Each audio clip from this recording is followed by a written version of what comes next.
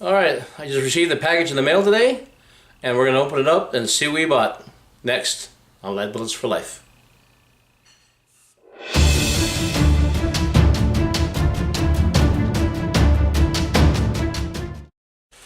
Thanks for joining me today. Lead Bullets for Life here, and I just received a package in the mail.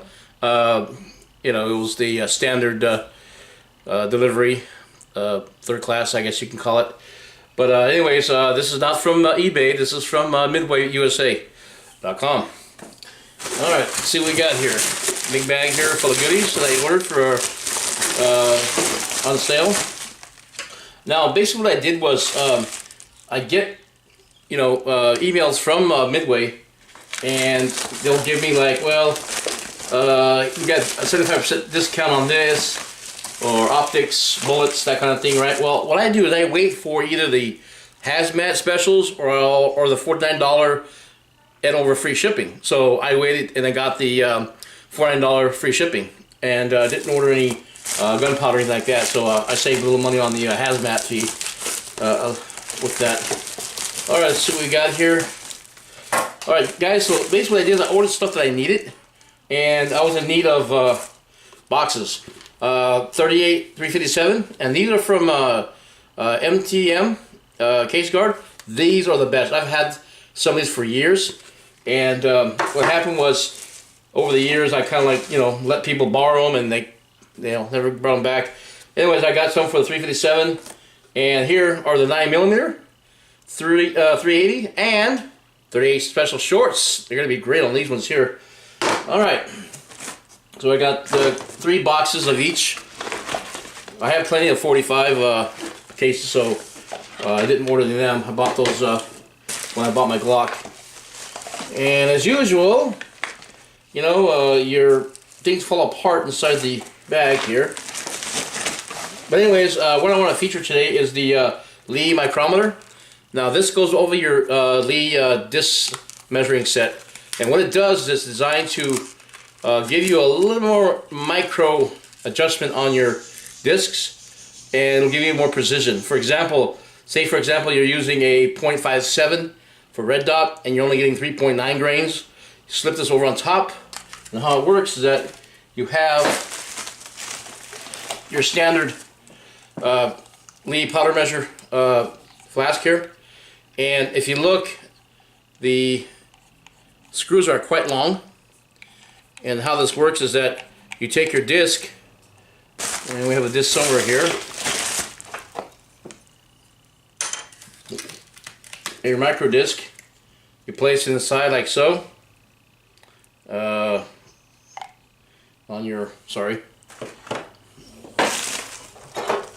you go. You place it in like so. You put your disc in. Say 57, number 57. We'll do that. Right here, number 57. Okay. Sorry for the lighting, guys. I meant to buy more lighting for my room, and just never got around to it for whatever reason. I don't know. Okay, put that in right. Okay, trying to do this thing right, guys, so I can. Okay, here we go. So, and then you take your charge bar, and you just kind of add it to it like so, and then drop in your.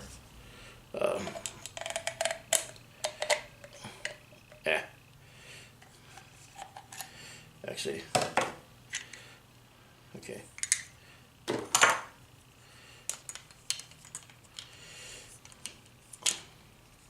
Yeah, like so. Okay. Then you just drop in your powder flask and screw it back in, and then from here you can adjust it for the charge you want. So again, like I was only getting like 3.9 grains of red dot out of the number 57. So with this, I can just crank it up or down, and then use this to get the 4.1 that I need for the adjustment and the powder charge exactly as I need it for. Okay, so there have been some issues with this micro disc, and one of the issues was the hole back here. And what's been happening was there have been people who've had using flake powder like Unique or Red Dot, for example, and it would go into the hole here, and I guess it would clump up. And then when they put the charge in, it wouldn't drop the charge in all the way. And they said that basically what happened was it just got clumped up. But I don't think that's the issue. I think the issue is adjusting your dies accordingly and making sure everything is tight, not too loose. And it's soft. It's you know, it's slick enough to where the powder shouldn't bunch up. It should just drop down, you know, without any problem. Of course, you know, your ball powders are going to be a little bit more finer, so you're going to have better results with it. But I think with the flake powder, this should be no issue. All right, let's move it on. So basically what I did too is I ordered a shell case trimmer. And what I did was I ordered the 3-jaw spinner stud, and this goes on your electric, your power drill, whether it be cord or cordless. And let me grab the other item. That goes here. Oh, now the 3-chuck I have in my tool drawer, and I already have that already. So basically what you do is you add this stud here, and then at the back here it shows you directions on to take the 3-jaw chuck and spin it, lock it in. From there you can just take your shell on the base, put it in place, spin your drill, and you'll use this, and you'll use these here are the little shafts that go into the casing, and they're designed to be measured exactly what the shell specifications are. I have one for 30-06 and for the 38 Smith & Wesson. So now I can trim my 38 special shorts a little bit more precise without having to destroy so many cases doing it the old way. And basically that's how it works too. So what I would do for the 38s, though, I would just go ahead and trim them down with a regular trimmer to a point where not quite exactly to where it was supposed to be, but close enough, and then finish it off with, you know, with this device here. And I should be able to get more precise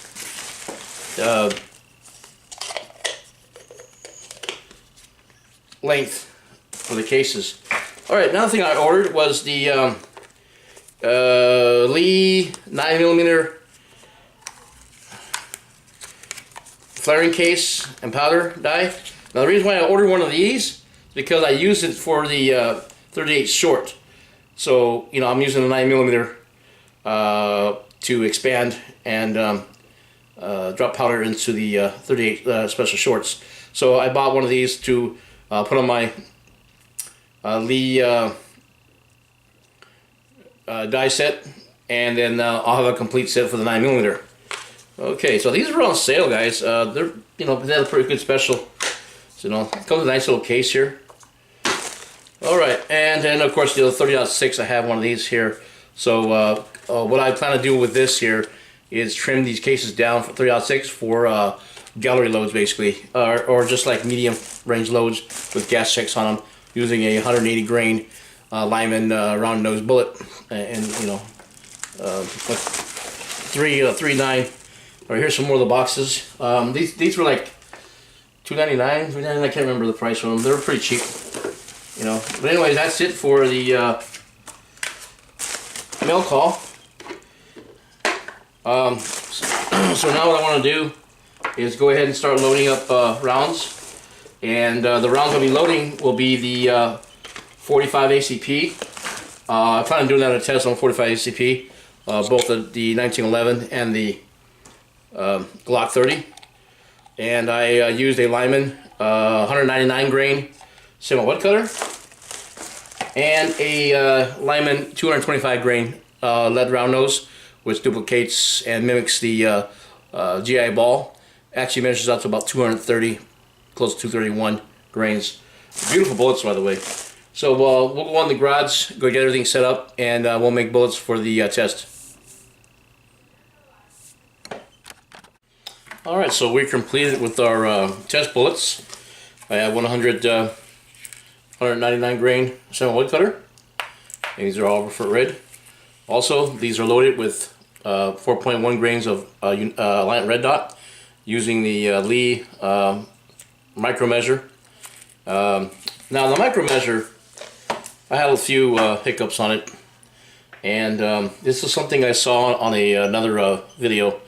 If you try to use small increments, apparently what happens is that the flake powder starts to get a little bit too it becomes more difficult to go down to the little port, so you have to kind of like open it up a little bit. I found out like on the red dot, 3.5 and up seem to be more manageable.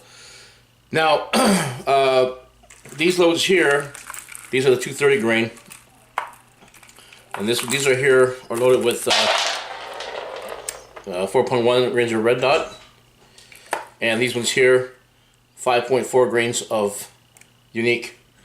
Now the unique powder, surprisingly, none of them jammed up inside the micro measure from Lee, and I checked every round, make sure there was no squibs, and I determined that the larger charges with flake powder worked pretty good with the micro powder measure. So with that, we're gonna go to the range another day, go ahead and test fire these out, and see what they do at with both charges, both the semi-wood cutter and the 230 round nose.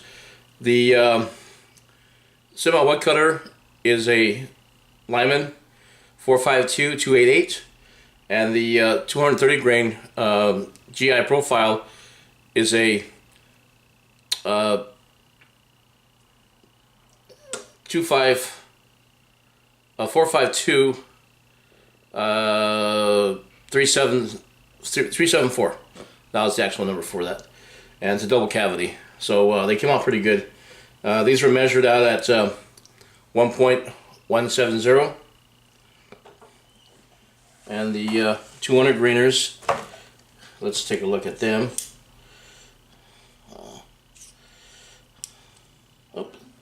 That's not 200 grainer, it's a 230 grainer.